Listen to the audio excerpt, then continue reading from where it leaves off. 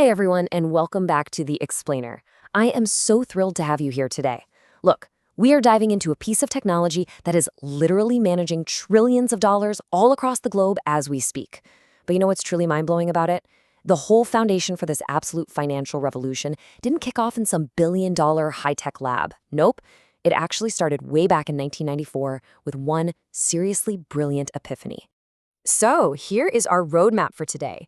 We're going to cover the coffee machine insight, the 3 pillars of code, oracles, the blockchain language wars, what happens when code becomes law, and finally, 2026 ZK proofs and AI.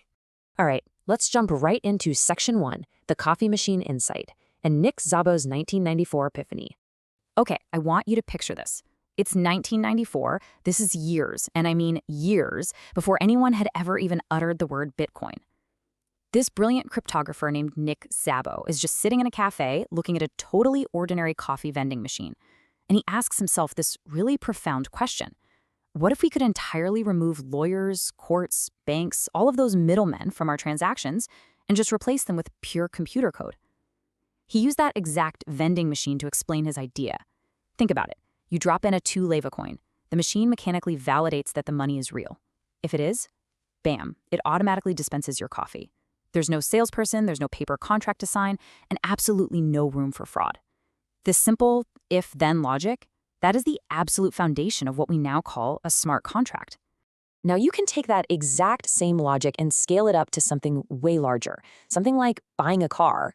You can completely forget the notary, the hidden fees, and that nagging fear of getting scammed. Instead, you just use a smart contract on the blockchain. The code simply says, if the buyer sends the exact amount, then automatically transfer the digital car title. If you don't send the money, the contract just cancels. If I don't send the title, your money gets instantly refunded. The blockchain acts as a perfectly neutral, totally automated third party. Moving right along to Section 2, 3 pillars of code, and why this replaced traditional justice. So how did this essentially create a whole new alternative to human justice systems? Well, it all comes down to 3 incredibly unique qualities. The first one is immutability. Basically, that just means unchangeable. Once that smart contract code is uploaded to the blockchain, it is permanently sealed. No one on the planet can change or delete it. Actually, scratch that. Not even the original creator, not the most advanced hackers, and not even governments can alter it. The rules are set in stone forever. The second pillar we have is decentralization. Think of how a traditional bank works. Your contract sits on one single vulnerable server, right? Where it could easily be tampered with or destroyed. Well, on a blockchain, it is stored and verified simultaneously by thousands of independent computers all over the world. There is absolutely no single point of failure. And our third pillar is autonomy. These contracts require exactly 0 human intervention. The code doesn't need a sick day. It definitely cannot be bribed. It just executes the written rules ruthlessly and flawlessly. We're talking pure automated exactness here. Which brings us to Section 3, oracles, bridging real worlds and connecting the isolated blockchain. Now, here's where we run into a massive technical hurdle. You see, the blockchain, by its very design, is completely isolated from the outside world. That's what keeps it so incredibly secure. But wait, how does the smart contract, living purely inside this digital bubble, actually know what is happening out in our physical reality? Like, if it's built to pay out a sports bet, how does it know who actually won the football match, or what the current price of a US dollar is today? Well, the solution is oracles. Without these, smart contracts are completely 100% blind. An oracle is essentially a highly secure digital bridge. It reaches out into the real world, collects that external data, verifies that the data is completely accurate, and then feeds it straight into the smart contract so it can execute its if-then logic. It's the blockchain's connection to reality. All right, let's look at Section 4, the blockchain language wars, speed versus tradition.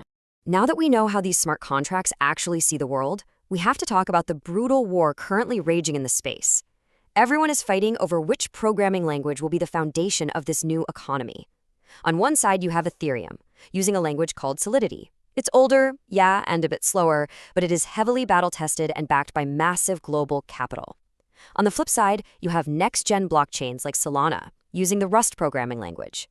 Rust allows for parallel processing, meaning it can handle tens of thousands of transactions all at once at lightning speed with fees under a single cent.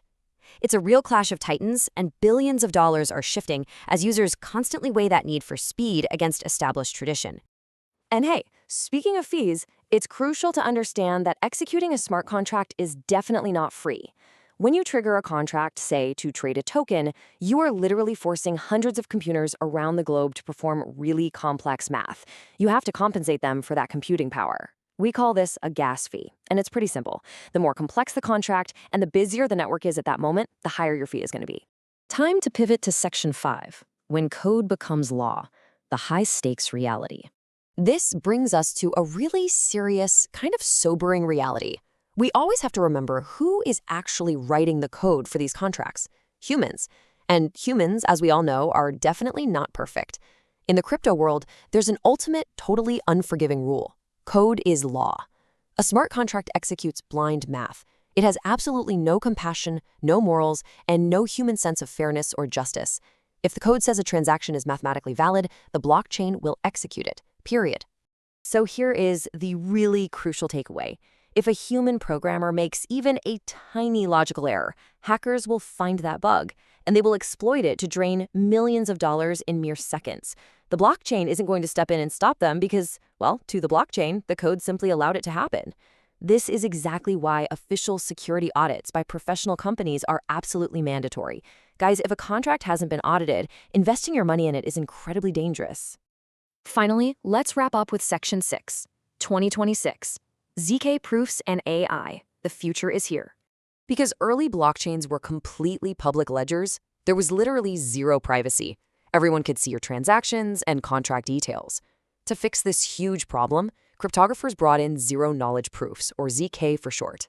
Imagine you're walking up to a nightclub bouncer. Traditional verification is like handing them your physical ID card. They instantly see your full name, your exact age, your home address, the whole shebang. A ZK proof, however, it's like you simply flash a cryptographic green light that proves, mathematically, you are over 18 without revealing a single other piece of data about who you are. This tech is a real game changer because it allows smart contracts to verify conditions while giving users and large companies total confidentiality. Taking a step back, the evolution of this space is just stunning. From Szabo's coffee machine idea way back in 1994, through those intense Oracle and language wars of the 2020s, to right now, today, in July 2026, artificial intelligence is transforming everything. Advanced AI models are literally writing complex smart contracts in seconds. But even more amazingly, AI is now acting as a 24/7 live auditor. It's constantly scanning billions of lines of code across the blockchain in real time, catching those logical loopholes and hacker threats before human hackers even realize they're there.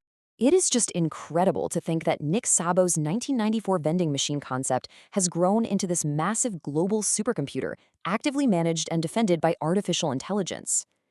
So I really want to leave you with a question to chew on today. Have you interacted with smart contracts through your own crypto wallets yet? And if you have, what has your experience actually been like in this completely automated new digital reality? Let me know your thoughts. Keep exploring, stay curious, and I'll catch you in the next explainer.